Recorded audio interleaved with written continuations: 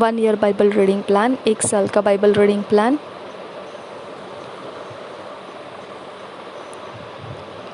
John 19 chapter 17 to 42 verse, 1 Chronicles 17 chapter 18 chapter 19 chapter। 1 साल का Bible reading plan, यूहन्ना रचित सुसमाचार 19 अध्याय 17 से 42 वचन और पहला इतिहास 17, 18 और 19 वचन। 19 अध्याय, 17 अध्याय, 18 अध्याय, 19 अध्याय। हम इंग्लिश में किंग्स जेम्स वर्जन में से पढ़ेंगे, हिंदी में DSI बाइबल में से पढ़ेंगे। जॉन 19 चैप्टर 17 से 42 वर्स तक हम पढ़ेंगे, किंग्स जेम्स वर्जन में से पढ़ेंगे।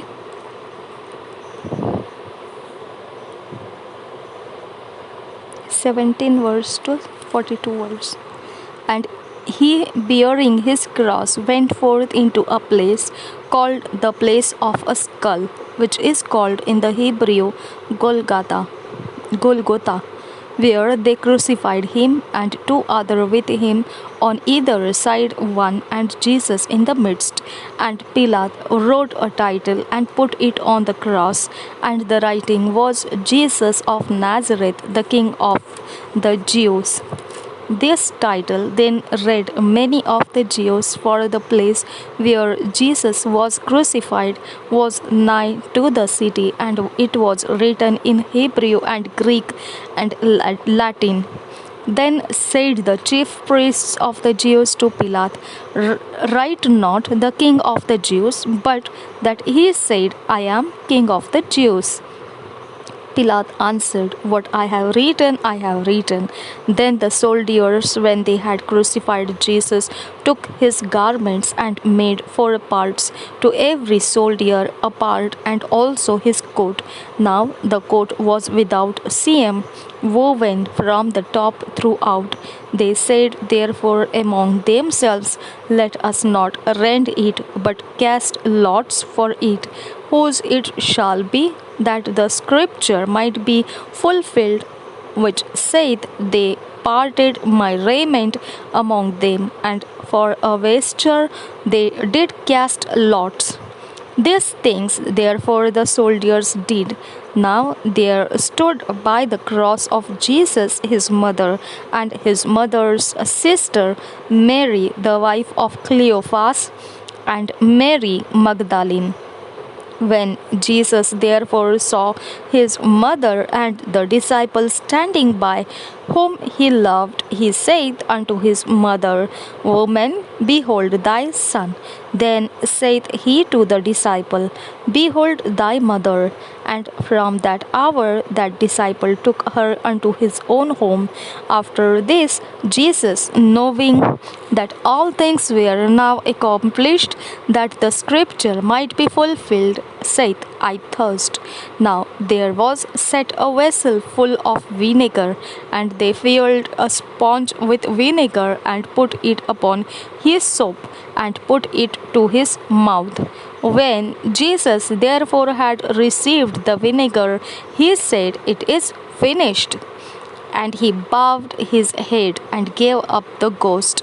The Jews therefore, because it was the preparation that the bodies should not remain upon the cross on the Sabbath day, for that Sabbath day was an high day, besought Pilate that their legs might be broken, and that they might be taken away.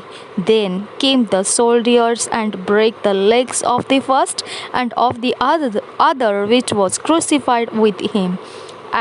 But when they came to Jesus and saw that he was dead already, they brake not his legs, but one of the soldiers with a spear pierced his side. And forthwith came there out blood and water. And he that saw it bare record, and his record is true. And he knoweth that he saith true, that ye might believe. For these things were done, that the scripture should be fulfilled. a bone of him shall not be broken. And again another scripture saith, They shall look on him whom they pierced. And after this Joseph of Arimathea, being a disciple of Jesus, but secretly for fear of the Jews, besought Pilate that he might take away the body of Jesus, and Pilate gave him leave. He came therefore and took the body of Jesus. And there came also Nicodemus, which at the first came to Jesus by night, and brought a mixture of myrrh and aloes, about 100 pound weight. Then took they the body of Jesus, and wound it in linen clothes with the spices, as the manner of the Jews is to bury. Now, in the place where he was crucified, there was a garden, and in the garden a new sepulchre, wherein was never man yet laid. There laid they Jesus. Therefore, because of the Jews' preparation day, for the sepulchre was nigh at hand. यूहन्ना रचित सुसमाचार 19 अध्याय 17 वचन से 42 वचन तक। क्रूस पर चढ़ाया जाना। 17 वचन से पढ़ेंगे। तब वे यीशु को ले गए, और वह अपना क्रूस उठाए हुए उस स्थान तक बाहर गया जो खोपड़ी का स्थान कहलाता है, और इब्रानी में गुलगुता। वहाँ उन्होंने उसे और उसके साथ और 2 मनुष्यों को क्रूस पर चढ़ाया, एक को इधर और एक को उधर, और बीच में यीशु को। पिलातुस ने एक दोष पत्र लिखकर क्रूस पर लगा दिया, और उसमें यह लिखा हुआ था, यीशु नासरी, यहूदियों का राजा। यह दोष पत्र बहुत से यहूदियों ने पढ़ा, क्योंकि वह स्थान जहाँ यीशु क्रूस पर चढ़ाया गया था नगर के पास था, और पत्र इब्रानी और लतीनी और यूनानी में लिखा हुआ था। तब यहूदियों के प्रधान याजकों ने पिलातुस से कहा, यहूदियों का राजा मत लिख, परंतु यह कि उसने कहा, मैं यहूदियों का राजा हूँ। पिलातुस ने उत्तर दिया, मैंने जो लिख दिया वह लिख दिया। जब सैनिक यीशु को क्रूस पर चढ़ा चुके, तो उसके कपड़े लेकर 4 भाग किए, हर सैनिक के लिए 1 भाग, और कुर्ता भी लिया, परंतु कुर्ता बिन सियन ऊपर से नीचे तक बुना हुआ था। इसलिए उन्होंने आपस में कहा, हम इसको न फाड़े, परंतु इस पर चिट्ठी डाले कि यह किसका होगा। यह इसलिए हुआ कि पवित्र शास्त्र में जो कहा गया वह पूरा हो। उन्होंने मेरे कपड़े आपस में बांट लिए और मेरे वस्त्र पर चिट्ठी डाली। अतः सैनिकों ने ऐसा ही किया। यीशु के क्रूस के पास उसकी माता और उसकी माता की बहन क्लोपास की पत्नी मरियम और मरियम मगदलीनी खड़ी थी। जब यीशु ने अपनी माता और उस चेले को, जिससे वह प्रेम रखता था, पास खड़े देखा, तो अपनी माता से कहा, हे नारी, देख, यह तेरा पुत्र है। तब उसने चेले से कहा, यह तेरी माता है। और उसी समय से वह चेला उसे अपने घर ले गया। यीशु की मृत्यु 28 वचन से आगे।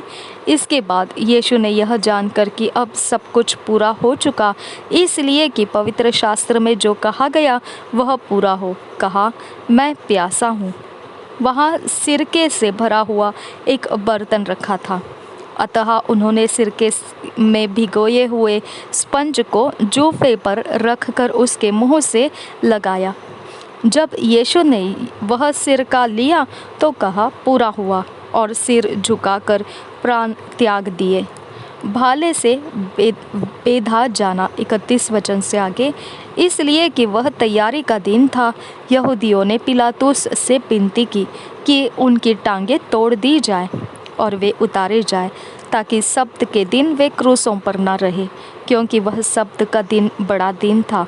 अतः सैनिकों ने आकर उन मनुष्यों में से पहले की टांगें तोड़ी, तब दूसरे की भी, जो उसके साथ क्रूसों पर चढ़ाए गए थे।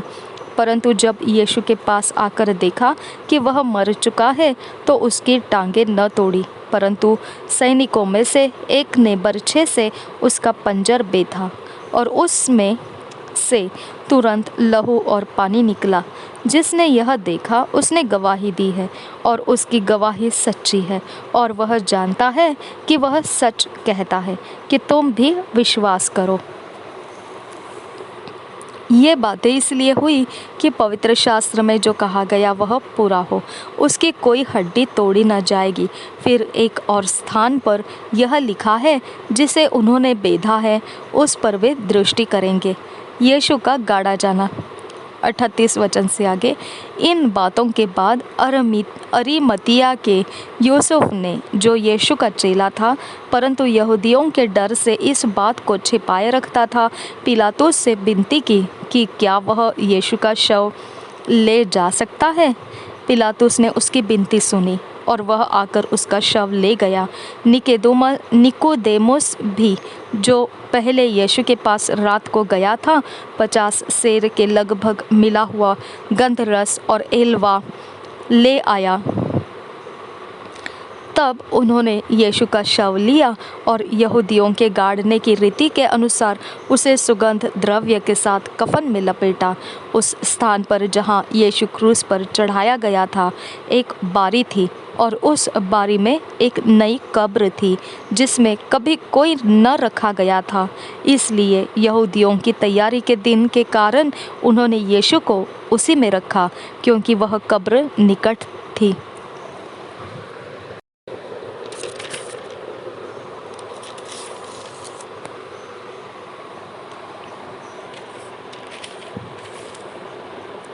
First chronicles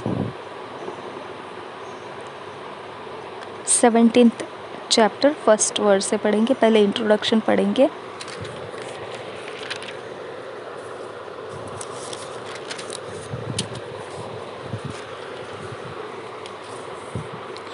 David, forbidden to build God an house, is promised blessings in his seed, his prayer and thanksgiving. First verse. Now it came to pass, as David sat in his house, that David said to Nathan the prophet, Lo, I dwell in an house of cedars, but the ark of the covenant of the Lord remaineth under curtains. Then Nathan said unto David, Do all that is in thine heart, for God is with thee. And it came to pass the same night that the word of God came to Nathan, saying, Go and tell David my servant, Thus saith the Lord, that thou shalt not build me an house to dwell in. For I have not dwelt in an house since the day that I brought up Israel unto this day, but have gone from tent to tent, and from one tabernacle to another, wheresoever I have walked. With all Israel spake I a word to any of the judges of Israel, whom I commanded to feed my people, saying, Why have ye not built me an house of cedars? Now therefore thus shalt thou say unto my servant David, Thus saith the Lord of hosts, I took thee from the ship coat, even from following the ship, that thou shouldst be ruler over my people Israel. And I have been with thee whithersoever thou hast walked, and have cut off all thine enemies from before thee, and have made thee a name like the name of the great men that are in the earth. Also I will ordain a place for my people Israel, and will plant them, and they shall dwell in their place, and shall be moved no more. Neither shall the children of wickedness waste them any more, as at the beginning. And since the time that I commanded judges to be over my people Israel, moreover I will subdue all thine enemies. Furthermore I tell thee that the Lord will build thee an house. And it shall come to pass, when thy days be expired, that thou must go to be with thy fathers, that I will raise up thy seed after thee, which shall be of thy sons, and I will establish his kingdom. He shall build me an house, and I will establish his throne forever. I will be his father, and he shall be my son, and I will not take my mercy away from him, as I took it from him that was before thee. but I will settle him in mine house and in my kingdom forever, and his throne shall be established forevermore. According to all these words and according to all this vision, so did Nathan speak unto David. And David the king came and sat before the Lord and said, Who am I, O Lord God, and what is mine house that thou hast brought me hitherto? And yet this was a small thing in thine eyes, O God, for thou hast also spoken of thy servant's house for a great while to come, and hast regarded me according to the estate of a man of high degree, O Lord God. What can David speak more to thee for the honor of thy servant? For thou knowest thy servant, O Lord, for thy servant's sake, and according to thine own heart hast thou done all this greatness in making known all these great things. O Lord, there is none like thee. Neither is there any God beside thee, according to all that we have heard with our ears. And what one nation in the earth is like thy people Israel, whom God went to redeem to be his own people, to make thee a name of greatness and terribleness, by driving out nations from before thy people, whom thou hast redeemed out of Egypt? For thy people Israel didst thou make thine own people forever, and thou, Lord, becamest their God. Therefore now, Lord, let the thing that thou hast spoken concerning thy servant and concerning his house be established forever, and do as thou hast said. Let it even be established that thy name may be magnified forever, saying, The Lord of hosts is the God of Israel, even a God to Israel. And let the house of David thy servant be established before thee. For thou, O my God, hast told thy servant that thou wilt build him an house. Therefore thy servant hath found in his heart to pray before thee. And now, Lord, thou art God, and hast promised this goodness unto thy servant.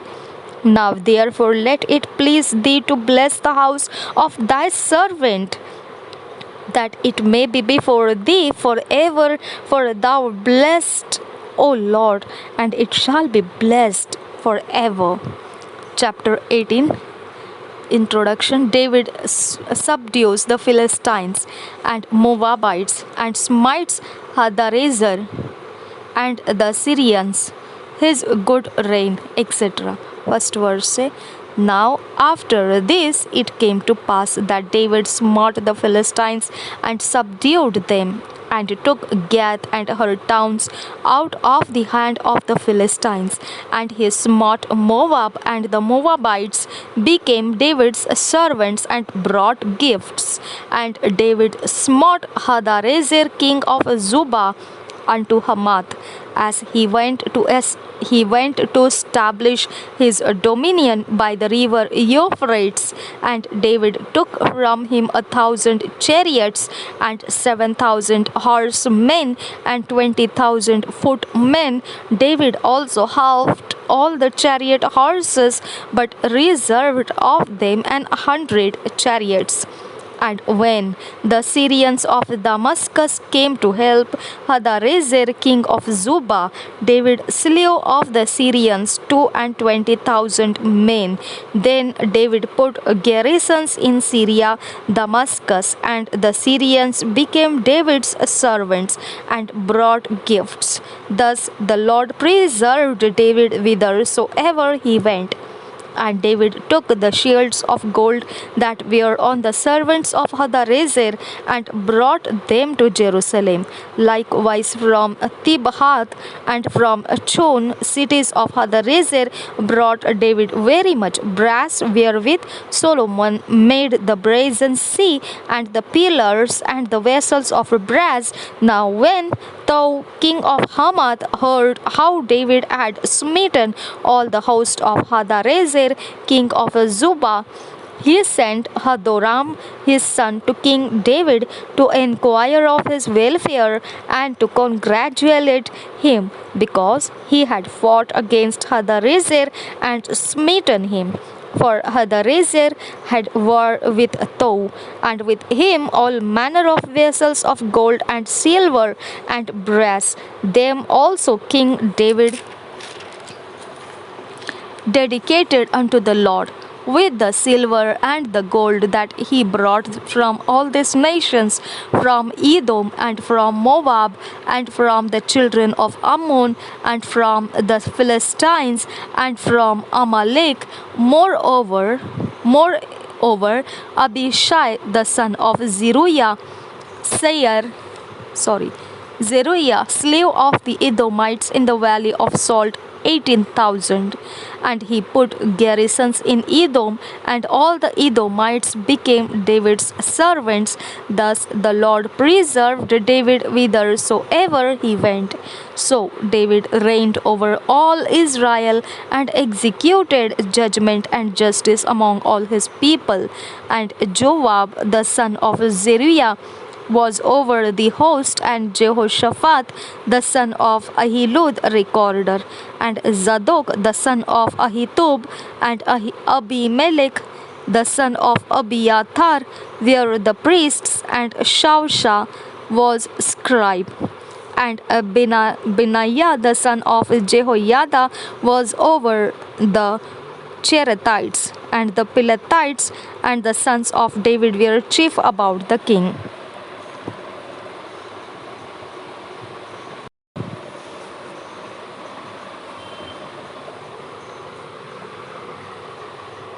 19th chapter. Introduction. David's messenger sent to comfort Hanun are disgracefully treated. Joab and Abishai overcome the Ammonites. Shaphat slain by David.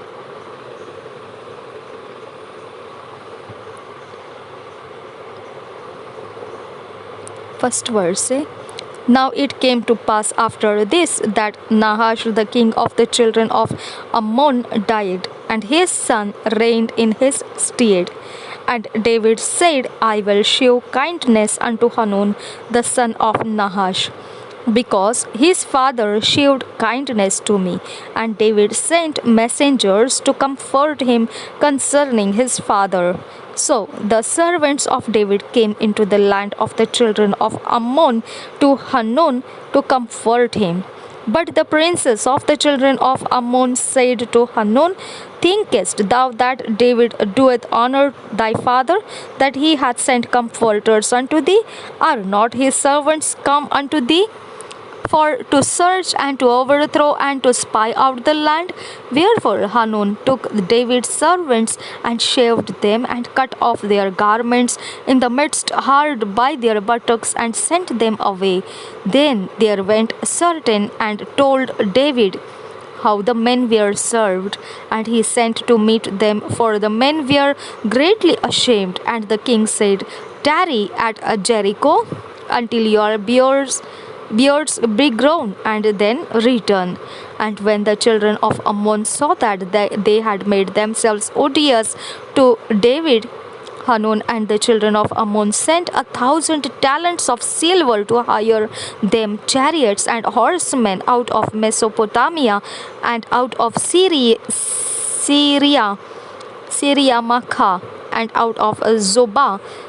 So they hired 32,000 chariots, and the king of Makkah and his people, who came and pitched before Medeba. And the children of Ammon gathered themselves together from their cities and came to battle. And when David heard of it, he sent Joab and all the host of the mighty men. And the children of Ammon came out and put the battle in array before the gate of the city. And the kings that were come were by themselves in the field.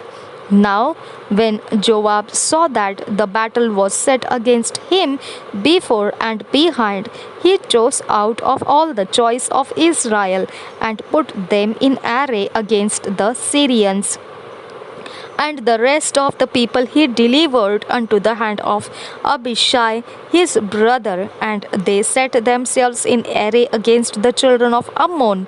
And he said, If the Syrians be too strong for me, then thou shalt help me. But if the children of Ammon be too strong for thee, then I will help thee. Be of good courage, and let us behave ourselves valiantly for our people and for the cities of our God, and let the Lord do that which is good in his sight. So Joab and the people that were with him drew nigh before the Syrians unto the battle, and they fled before him. And when the children of Ammon saw that the Syrians were fled, they likewise fled before Abishai his brother, and entered into the city. Then Joab came to Jerusalem. And when the Syrians saw that they were put to the worse before Israel, they sent messengers and drew forth the Syrians that were beyond the river, and Shophak, the captain of the host of Hadarezer, went before them.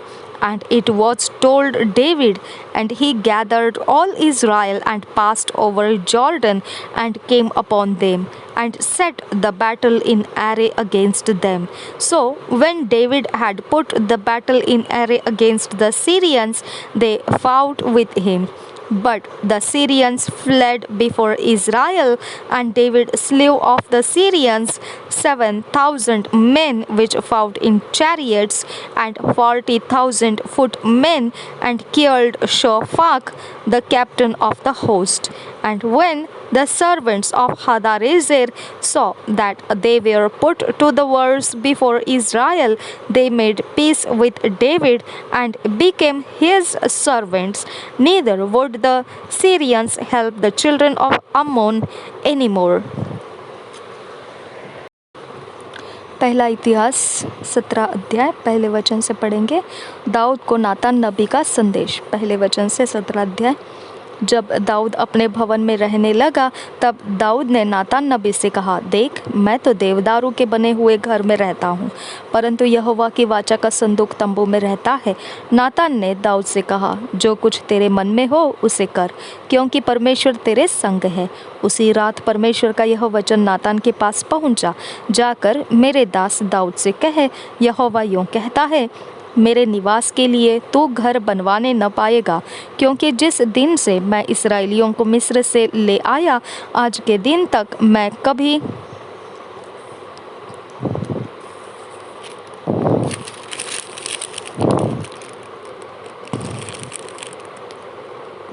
घर में नहीं रहा, परंतु एक तंबू से दूसरे तंबू को और एक निवास से दूसरे निवास को आया जाया करता हूँ। जहाँ जहाँ मैंने सब इस्राएलियों के बीच आना जाना किया, क्या मैंने इस्राएल के न्यायियों में से जिनको मैंने अपनी प्रजा की चरवाही करने को ठहराया था, किसी से ऐसी बात कभी कही कि तुम लोगों ने मेरे लिए देवदारू का घर क्यों नहीं बनवाया? अतः अब तू मेरे दास दाऊद से ऐसा कहे कि सेनाओं का यहोवा यूँ कहता है कि मैंने तो तुझको भेड़शाला से और भेड़ बकरियों के पीछे पीछे फिरने से इस मनसा से बुला लिया कि तू मेरी प्रजा इस्राएल का प्रधान हो जाए, और जहाँ कहीं तू आया और गया वहाँ मैं तेरे संग रहा और तेरे सब शत्रुओं को तेरे सामने से नष्ट किया है। अब मैं तेरे नाम को पृथ्वी के बड़े बड़े लोगों के नामों के समान बड़ा कर दूँगा। मैं अपनी प्रजा इस्राएल के लिए एक स्थान ठहराऊंगा और उसको स्थिर करूंगा कि वह अपने ही स्थान में बसी रहे और कभी चलायमान न हो, और कुटिल लोग उनको नष्ट न करने पाएंगे, जैसे कि पिछले दिनों में करते थे। वरन उस समय भी जब मैं अपनी प्रजा इस्राएल के ऊपर न्यायी ठहराता था, अतः मैं तेरे सब शत्रुओं को दबा दूंगा। फिर मैं तुझे यह भी बताता हूँ कि यहोवा तेरा घर बनाए रखेगा। जब तेरी आयु पूरी हो जाएगी और तुझे अपने पितरों के संग जाना पड़ेगा, तब मैं तेरे बाद तेरे वंश को जो तेरे पुत्रों में से होगा खड़ा करके उसके राज्य को स्थिर करूँगा। मेरे लिए एक घर वही बनाएगा और मैं उसकी राजगद्दी को सदैव स्थिर रखूँगा। मैं उसका पिता ठहरूंगा और वह मेरा पुत्र ठहरेगा। जैसे मैंने अपनी करुणा उस पर से जो तुझसे पहले था हटाई, वैसे मैं उस पर से न हटाऊंगा, वरन मैं उसको अपने घर और अपने राज्य में सदैव स्थिर रखूंगा और उसकी राजगद्दी सदैव अटल रहेगी।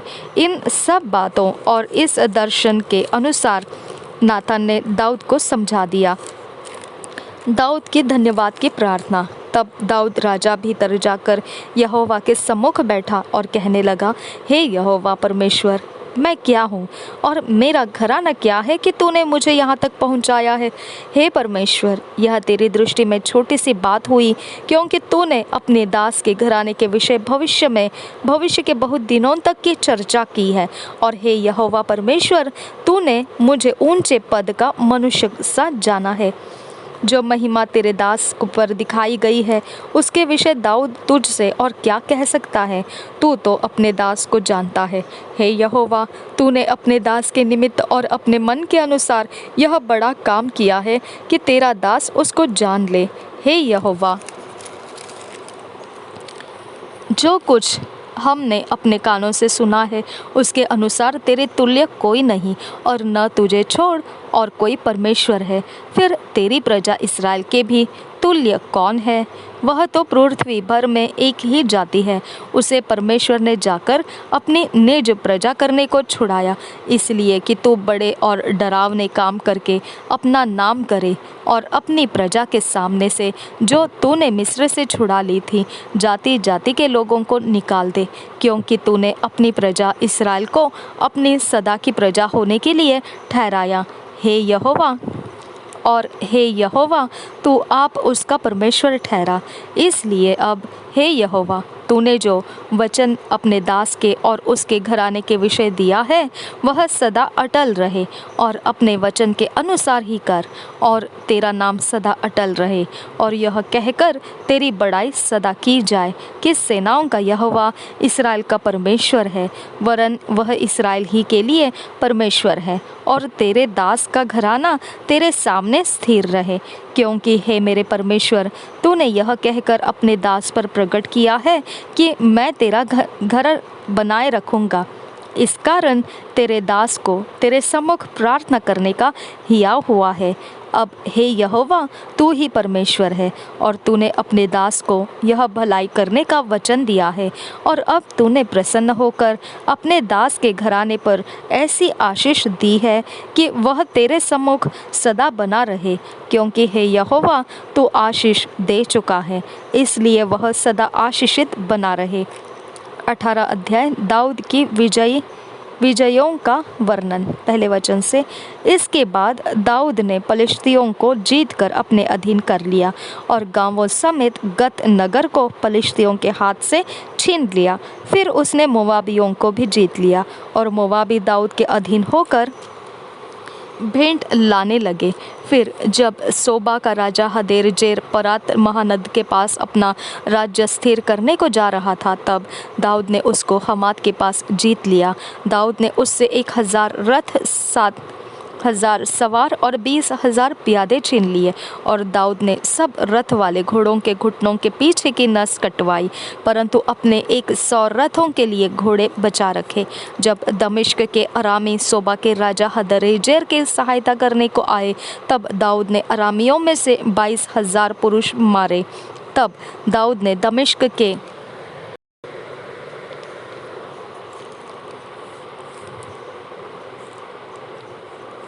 अरामी सोबा के राजा हदरेजेर की सहायता करने को आए, तब दाऊद ने अरामियों में से 22,000 पुरुष मारे। तब दाऊद ने दमिश्क के अराम में सिपाहियों की चौकियां बैठाई। अतः अरामी दाऊद के अधीन होकर भेंट ले आने लगे। जहाँ जहाँ दाऊद जाता वहाँ वहाँ यहोवा उसको जय दिलाता था। हदरेजेर के कर्मचारियों के पास सोने की जो ढालें थी उन्हें दाऊद लेकर यरूशलेम को आया, और हदरेजेर के तिबहत और कून नामक नगरों से दाऊद बहुत सा पीतल ले आया, और उसी से सुलेमान ने पीतल के हौद और खम्भों और पीतल के पात्रों को बनवाया।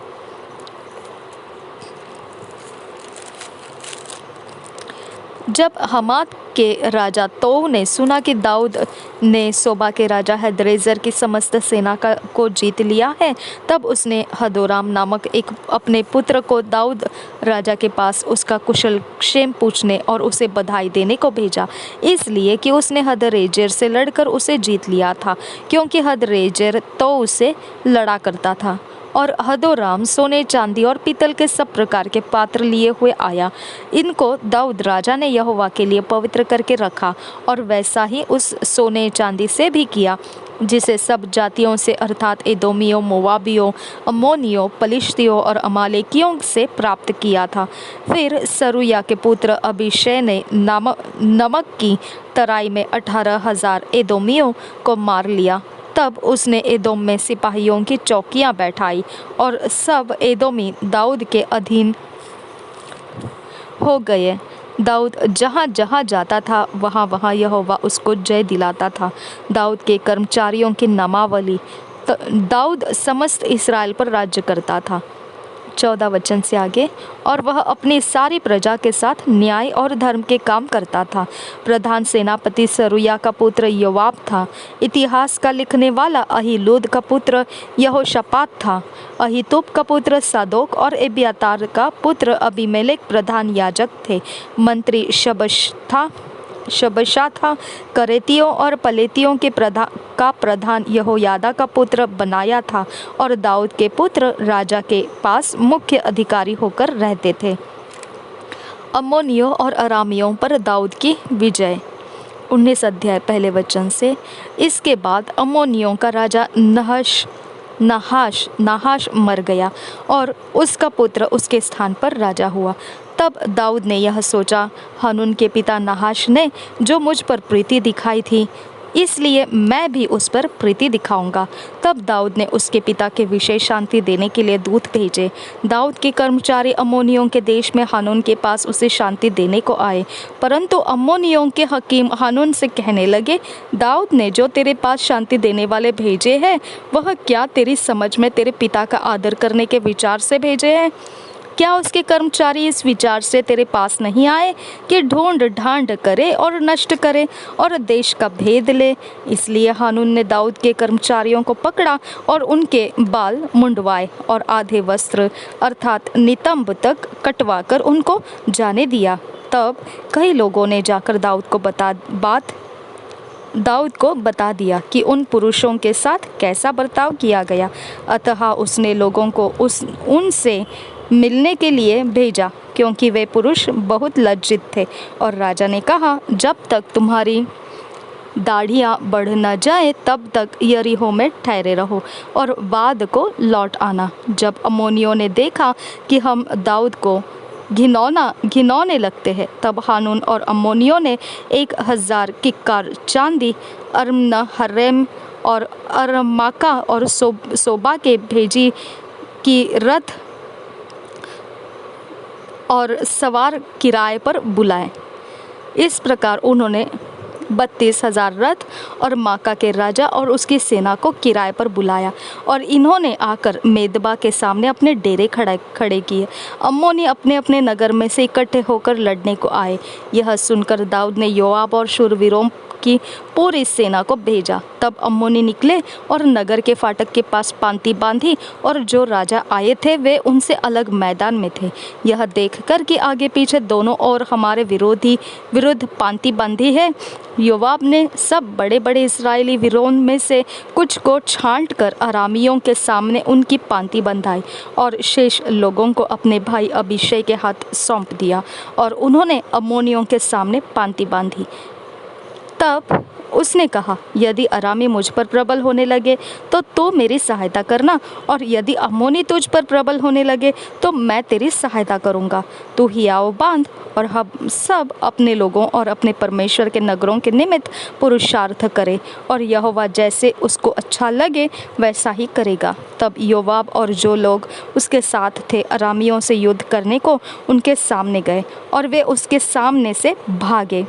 यह देखकर कि अरामी भाग गए हैं, अम्मोनी भी उसके भाई अबीशै के सामने से भागकर नगर के भीतर घुसे।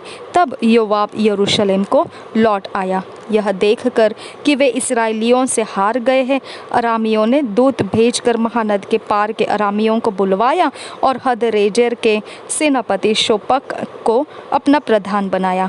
इसका समाचार पाकर दाऊद ने सब इस्राएलियों को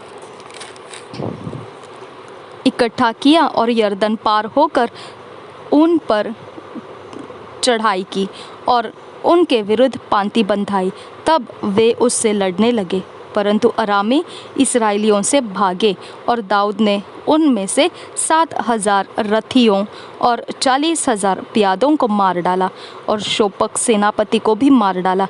यह देखकर कि वे इस्राएलियों से हार गए हैं, हदरेजेर के कर्मचारियों ने दाऊद से संधि की और उसके अधीन हो गए, और अरामियों ने अम्मोनियों की सहायता फिर करनी न चाहिए। 2 years बाइबल रीडिंग प्लान, 2 साल का Bible reading plan. Mark 15th chapter 1 verse से 14 वर्स, ड्यूटरनॉमी 3 चैप्टर। हम 2 साल का बाइबल रीडिंग जब पढ़ेंगे तो उसमें मरकुस रचित सुसमाचार 15 अध्याय 1 वचन से 14 वचन और व्यवस्था विवरण 3 अध्याय।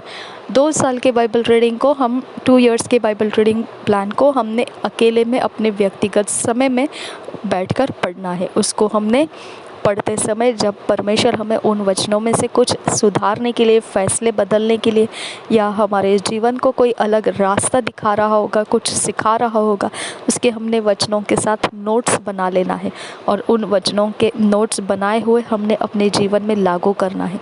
जैसे ही हम उन वचनों को लिए हुए चलेंगे, अपने जीवन में लागू करेंगे, 2 साल के अंत में हम परमेश्वर के वचन से ढला हुआ व्यक्ति होकर निखर कर आएंगे, और ऐसा व्यक्ति परमेश्वर के बड़े उपयोग में आ जाता है। और ऐसा होने के लिए परमेश्वर ने हमें अनुग्रह दिया है। निश्चित हम इसका लाभ उठाना चाहिए, इस अनुग्रह का हमने इसका लाभ उठाना है। प्रभु यीशु मसीह हम सबके साथ बना रहे। आमीन, आमीन, आमीन।